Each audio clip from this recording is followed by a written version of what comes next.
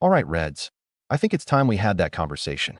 Let's talk about Manchester United's midfield, the engine room, the heartbeat, the battleground. This past week against West Ham, Ruben Amorim might have just given us a glimpse of his dream midfield setup. And honestly, it was fired. Starting the match with kobbie mainoo and Manuel ugarte as the two holding midfielders, and pushing Bruno Fernandes and new boy Matheus Cunha further forward. Amorim's midfield looked balanced, intense, and downright dominant in the opening half. Ugarte looked like a man reborn. Every time West Ham tried to counter, he was there, cutting passing lanes, winning duels, and even going on a solo run that ended with a disallowed goal for Ahmad. But the movement, the vision, the intent, that was world-class. He looked like the perfect Amorim midfielder, aggressive, positionally aware, and relentless. And then there's kobbie mainoo. The kid looks like he's been hitting the gym hard. You can see the physical development, more muscle, more aggression, but still the same composure on the ball.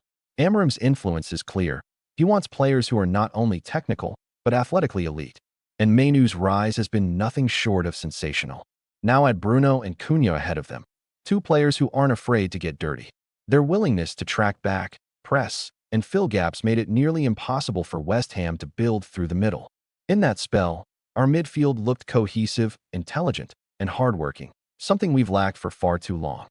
Now, here's the interesting bit. It looks likely Bruno Fernandes could be dropped into a deeper role to accommodate Bryan Mbeumo in the front three.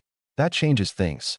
If Bruno drops back next to Ugarte, it could sacrifice some defensive solidity, but improve passing range from deep.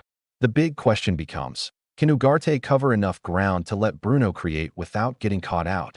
It's a tactical puzzle, and a good one to have, especially with players like Mount, Sika, and even Casemiro still in the squad. And let's not forget, Amorim has demanded more athleticism from this squad, and judging by the way these boys have returned, they've clearly listened. This is a different Man United, physically and mentally. So, with all this talent in midfield, who would you start? Is the Ugarte mainoo double pivot the way forward? Or does Bruno need to drop deeper to pull the strings? Drop your best midfield four in the comments. And don't forget to like, subscribe, and ring that bell for more United talk every week. Until next time, come on you Reds.